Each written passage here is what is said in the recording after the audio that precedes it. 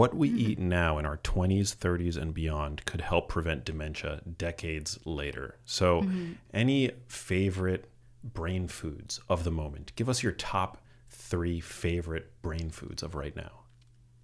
It's a really good question. Like foods or nutrients. Blackberries, really good source of fiber and antioxidants. I'm gonna go with sweet potatoes because now you eat them. I love sweet potatoes. Yeah, Sweet potatoes are good. Come on, Complex carbs. I would say also like olive oil. You know, there's an oil, flax oil. Flaxseed oil. Yes, has even more omega-3s than olive oil. Doesn't taste as good to me, but it really gives you a lot of good fat. If anybody wants it or need it. Yeah. I'm not a fan of flaxseed oil. Can I tell you why? Don't like it. Well, because it's alpha linolenic acid, which is your body has to convert it to its usable form in the body, which you know people typically aren't very good at doing. And so I'd rather know what it is that I'm getting. And fish oil would be my go-to choice. You know, like a high-quality fish oil. Over a salad? Do you? No, not over as salad. As a supplement. I'm you talking mean just food. Like as a food, yeah. Yes. Or fish. Like I would rather eat fish than drink. Because also it's like oil. Ooh, you drink it?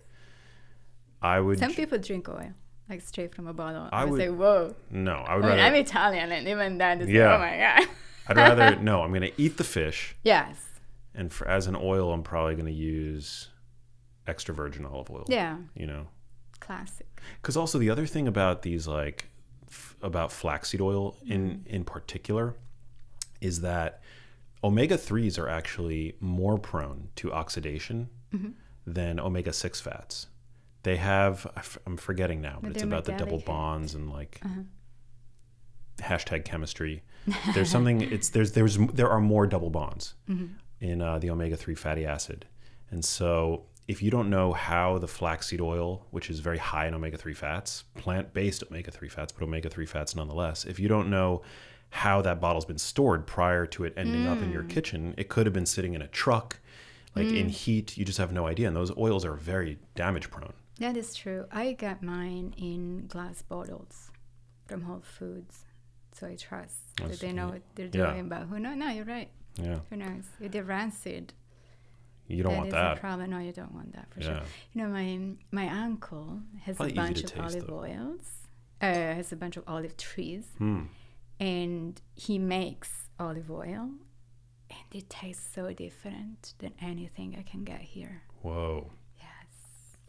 It's bitter and almost peppery, the aftertaste, but you can tell that it's active. Like you know when you can feel that some food is having an effect. Yes. I love that. Yeah.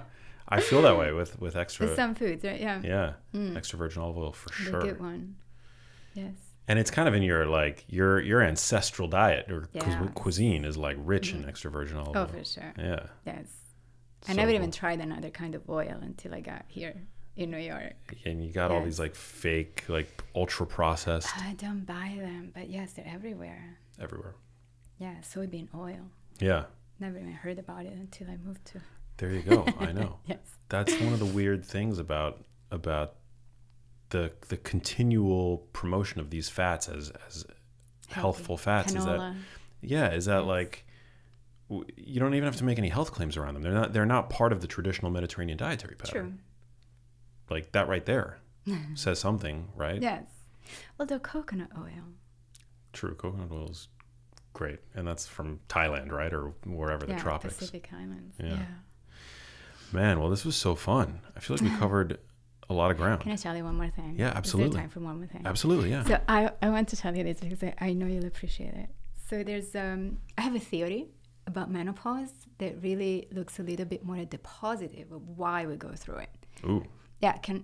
Yeah, okay. I want to hear. So I think as humans, we know that women at some point will go through menopause, and that's the end of it, right? But in reality, as a scientist, menopause is a little bit of a riddle because it doesn't happen very often in nature that females will go through menopause and live to talk about it.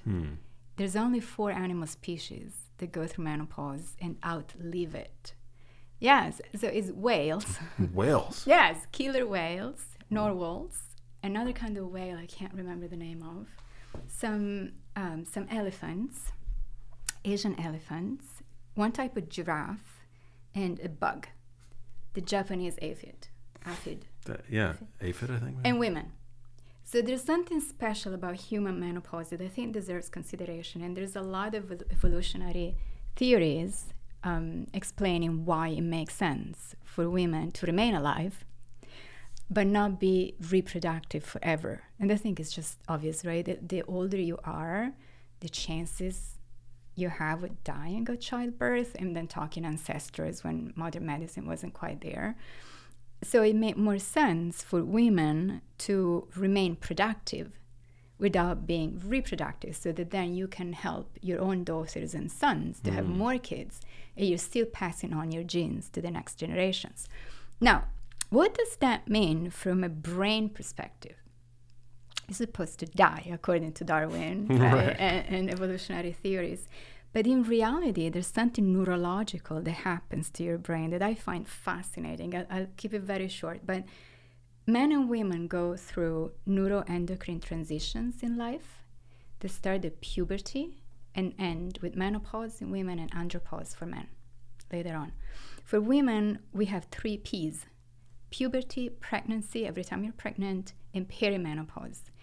And that is fascinating to think that this is basically the system that connects the brain to the ovaries that we're born with, but is only activated during puberty, and then is reactivated every time you get pregnant, and then is deactivated with menopause. What does that mean? It means that during puberty, the connection turns on and your brain starts changing. There's a rewiring and remodeling that takes place, where also for men, also boys and girls have this, where the brain just sheds a ton of neurons. We lose brain cells and the brain shrinks. So that, from a brain's perspective, is smart, because it's very expensive to keep all these neurons and synapses. If you don't need them, it's best to get rid of them. So the brain is getting leaner and meaner, if you will. Yeah. And that allows you to go on autopilot for certain things, right? Like you can ride your bike. You don't need neurons that map each step of riding the bike. Or you can tie up your shoelaces. Hopefully you can brush your teeth. So all these connections can go, right? At the same time, the brain remodels itself, so the regions that are important for theory or mind or mentalizing get better connected to each other, and they work better together. And these are, the key ones are hippocampus and the amygdala, the emotional center of the brain, and the prefrontal cortex, thinking and reasoning and impulse control. So as you go through puberty, the frontal cortex is not yet developed. So your primitive regions can take charge. You know, they take the lead, and that is correlated with reckless behavior in adolescence and all these fear emotions, all the drama. Yeah. Exactly. But at the same time, those changes are enabling your brain to become mature, and you're developing social cognition. You become able to understand what other people feel and think, and you can find ways to strategize and adapt. So you become a member of society. So that's the purpose of the teen brain. You know, there are the glitches. Yeah, you're figuring crazy out, stuff. you're having a good time. Yes, but also depressive symptoms and whatnot, right? Right. But you're growing. Puberty, same exact thing. The brain shrinks every time you're pregnant. Whoa. Yeah. And these primitive parts get reactivated, even though your frontal cortex is there at that point, right? But they get reactivated because you have to protect that kid, and that kid can't speak. So it's your primitive brain that needs to upgrade the theory of mind so that it can mentalize with you, infant, and understand what you need. Is that what some women call like mommy brain? That's the mommy brain. That's the mommy brain. So the superpower is that you're so focused on your kid that you become almost like a superhero. You can do incredible things as a mother, for sure, and the father. But for mothers, there's an actual neurological rearrangement that at the same time gives you the baby blues or the postpartum depression and the brain fog and, you know, the things that can happen during pregnancy. fast forward to menopause, is the same system that gets deactivated. So all the connections that were needed to get pregnant and then take care of that kid can go. So the brain is shredding neurons again. This is my interpretation. And you may get the symptoms at the same time. But what is the upgrade?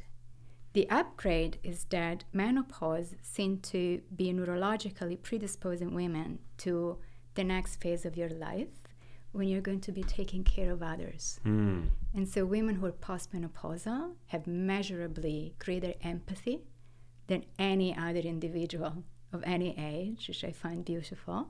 And also there's something called emotional mastery or emotional control, where the amygdala is selectively turned off towards negative things.